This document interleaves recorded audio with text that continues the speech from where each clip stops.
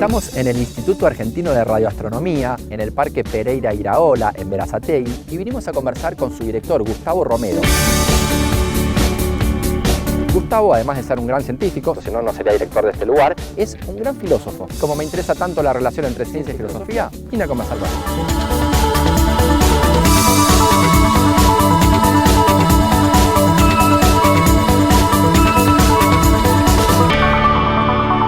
Gustavo, ¿me contás qué es lo que hacen acá en el instituto? Es un instituto de investigación básica y además de desarrollo y transferencia de tecnología.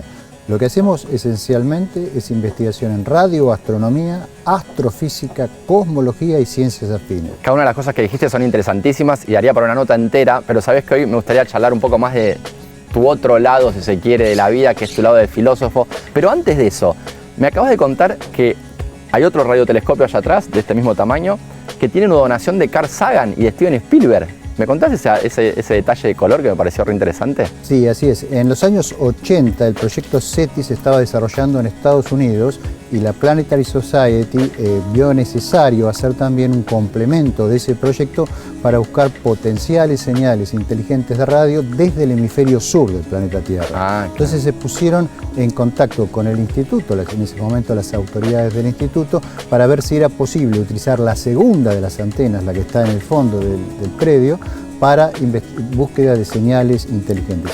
Ahora, el problema es que eso requería lo que en ese momento era una supercomputadora, y el dinero para hacer esa supercomputadora lo puso Steven Spielberg con regalías de la película E.T. Steven Spielberg en ese momento era miembro de la Planetary Society.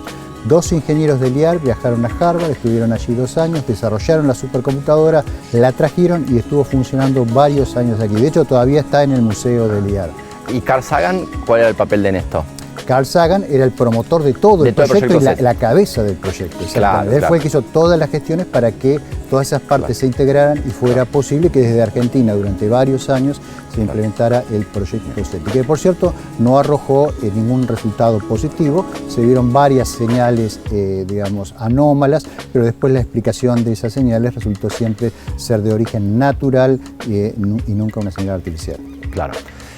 Y te quería preguntar ahora sobre el otro costado de tu vida, si querés. Vos sos director de este instituto, pero además escribiste muchos libros, algunos de filosofía, escribiste artículos en revistas científicas internacionales de filosofía y das clases inclusive de filosofía en la facultad. Quería preguntarte un poco cuál es la relación entre la ciencia y la filosofía.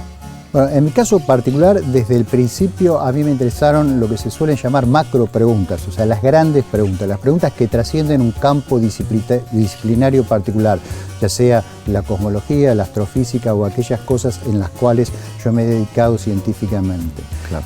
Lo que hace la filosofía, si se la entiende científicamente, es articular los conocimientos de todas las ciencias particulares para producir una visión general del mundo. Y eso es quizá lo que a la persona que le interesa tener un panorama general de su existencia y del rol que juega en el universo, en el fondo trata de conseguir, ¿no es cierto? Entonces, la filosofía científica lo que hace es obtener, a partir de los conocimientos de las distintas disciplinas, una articulación en una visión del mundo. ¿Y cuál dirías que es la importancia para los científicos y científicas que ejercen la profesión de conocer estos conceptos de la filosofía científica? Yo creo que la filosofía ayuda a entender mejor la ciencia que hacemos. Hacemos mejor ciencia cuando entendemos qué es lo que realmente estamos haciendo. La filosofía nos ayuda a esclarecer qué es una teoría, qué es un modelo, qué es la ciencia, cuál es la dinámica de la ciencia, cómo es la interrelación entre la ciencia y la tecnología, qué es la moral, qué es la ética, cuál es la relación entre moral y ética, cómo se asocian los valores a las distintas cosas que hay en el mundo. ¿Tienen existencia propia o no los valores? Respecto a la verdad, por ejemplo, ¿qué es la verdad? ¿Existe la verdad? ¿Cómo podemos hacer para determinar la verdad de los distintos enunciados que la ciencia nos da sobre el mundo? Y muchas otras cosas por el estilo. Hay científicos que por ahí trabajan toda su vida en tratar de establecer si se cumplen determinadas leyes o si valen ciertas leyes y nunca se preguntan qué es una ley natural. Bueno, la filosofía trata de responder a esas preguntas con los conocimientos que vienen desde la ciencia. Y eso se le llama filosofía científica, no porque sea científica en el sentido de que la física, la química o la biología son científicas, sino porque está informada por la ciencia y porque sus hipótesis son contrastables de distintas maneras, aunque no en forma directa contra la experiencia.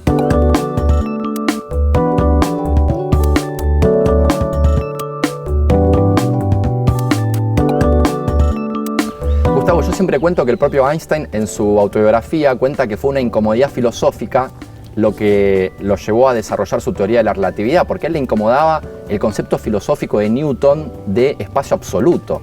¿Eso sería un ejemplo de cómo una incomodidad filosófica puede llevar a un desarrollo científico? Sí, totalmente. De hecho, ciencia y filosofía han estado íntimamente relacionadas a lo largo de la mayor parte de la historia de la cultura de Occidente. En el caso que vos mencionás de Newton y Leibniz, ellos mismos mantuvieron una profunda discusión sobre la naturaleza del espacio y del tiempo.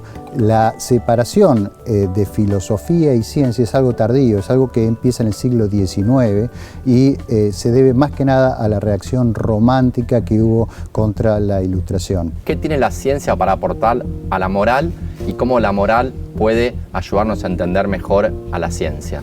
Yo creo que la moral, o sea, las pautas de comportamiento social que tenemos los seres humanos, van a ser mejor construidas las morales si están informadas correctamente por la ciencia, por un conocimiento verificable sobre el mundo. Entonces entiendo que la ética, que es la teoría de la moral y la teoría que se ocupa de justificar las normas morales que adoptamos, debe estar científicamente informada.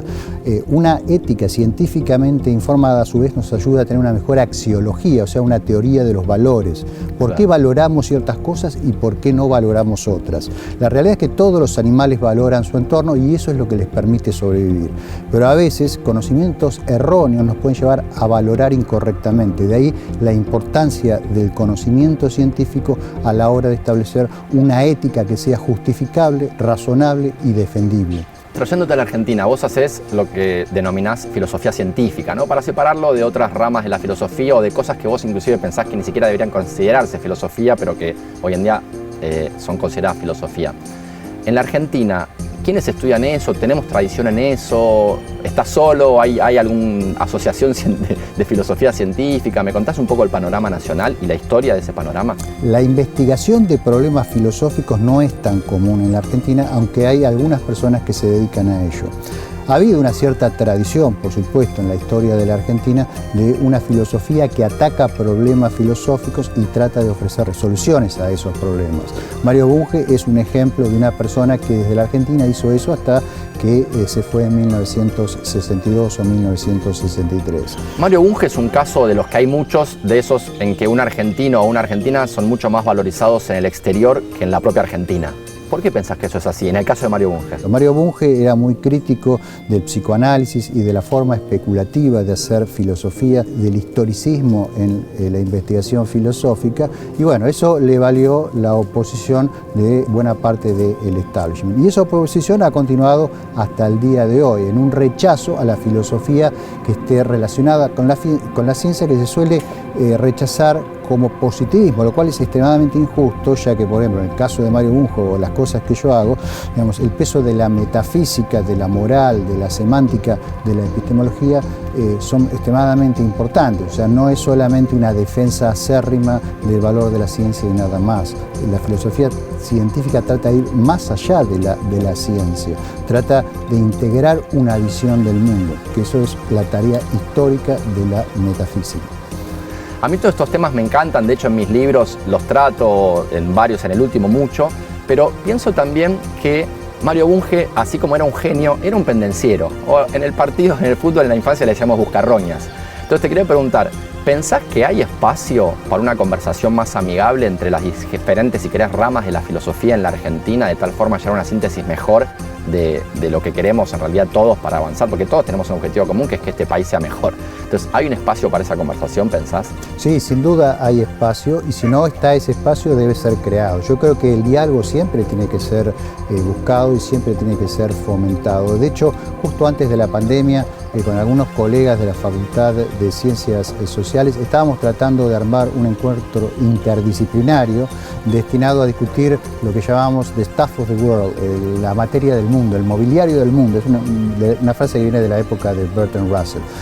Como un ámbito donde distintos actores de distintos puntos de vista, de distintas orientaciones filosóficas, podamos buscar convergencias a fin de lograr un poco lo que vos decís, un primer puente para poder integrar mejor ciencia y filosofía. Gustavo, me quedaría charlando con vos infinito, pero bueno, tenemos que cortar, así que muchas gracias, espero poder volver pronto. No, gracias a vos, fue un gusto.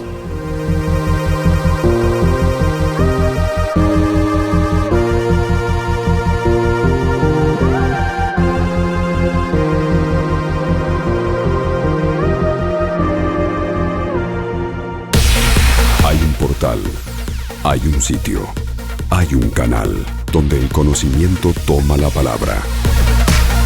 Todo Ciencia. Todociencia.com.ar. Mucho más que noticias científicas. Es nano, es mega, la liga de la ciencia es alfa, es beta, la liga de la ciencia.